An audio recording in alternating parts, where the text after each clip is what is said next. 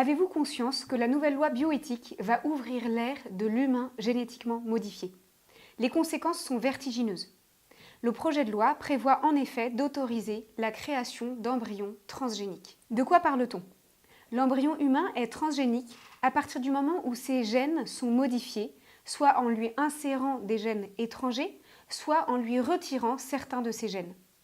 Cette modification génétique est facilitée depuis la découverte des ciseaux moléculaires nommés CRISPR-Cas9, une technique de couper-coller ou copier-coller des gènes.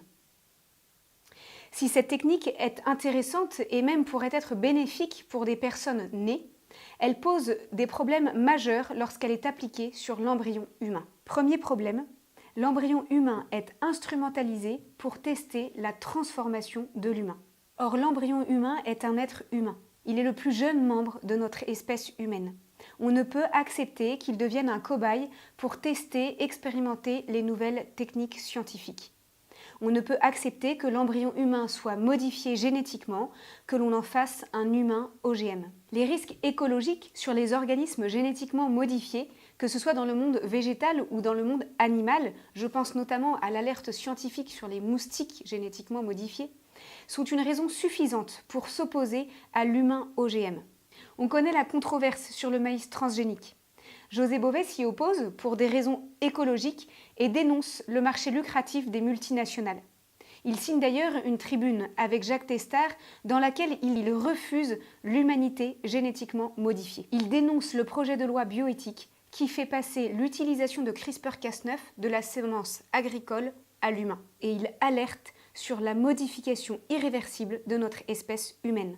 L'irréversibilité est le problème majeur de la modification génétique de l'embryon humain. Deuxième problème.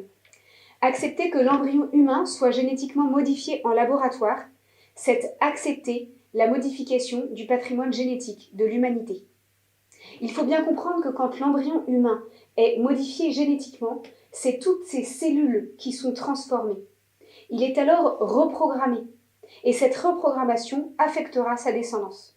Il y a là un contournement majeur du droit français et du droit international qui interdisent toute modification génétique qui, par nature, sera transmissible à la descendance. Le gouvernement considère qu'aucune ligne rouge n'est franchie avec le projet de loi de bioéthique qui autorise la modification génétique de l'embryon en laboratoire sans transfert dans l'utérus. Cette barrière du non-transfert de l'embryon génétiquement modifié est une barrière de papier. Elle sert au gouvernement pour afficher une certaine cohérence avec les principes internationaux qui interdisent la modification génétique transmissible à la descendance. Elle sert au gouvernement pour endormir l'opinion publique. Soyez tranquilles, nous ne sommes pas comme en Chine, nous ne ferons pas naître des bébés génétiquement modifiés. Enfin, cet argument du non-transfert dans l'utérus de l'embryon génétiquement modifié est éphémère.